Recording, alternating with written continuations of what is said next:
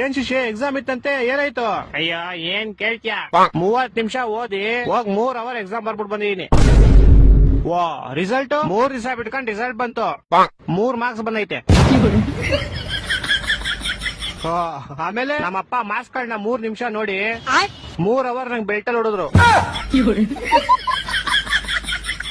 ನಿಂಗ್ ಲೈಫ್ ಅಲ್ಲಿ 3 ಅನ್ನೋದು ತುಂಬಾ ಆಗ್ಬರುತ್ತೆ ಅನ್ಸುತ್ತೆ. ಸಾಮಾನು ನಂಗ್ ಲೈಫ್ ಅಲ್ಲಿ ಏನೇನ್ ಕೆಟ್ಟದೈತೋ ಎಲ್ಲ ಹೋಗ್ಲಿ ಅಂತ 3 ನಿಂಬೆಹಣ್ಣು ತಗೊಂಡು ನಂಗ್ 3 ಸಲ ದೃಷ್ಟಿ ತಕೊಂಡು ರೋಡ್ಗೆ ಎಷ್ಟೇ ಅಪ್ಪ. ಯಾರೋ ಒಬ್ಬ ಬೇವರ್ಸಿ ಅವ್ನ್ ಬೈಕ್ ನ ನಿಂಬೆಹಣ್ಣು ಮೇಲೆ ಹತ್ತಿಸ್ಬಿಟ್ಟು ಸ್ಕಿಡ್ ಆಗಿ ಅವ್ನ್ ಬೈಕ್ ನ ತಗೊಂಡೋಗಿ ಸೀದಾ ಕಂಬಕ್ಕಿಟ್ಟ.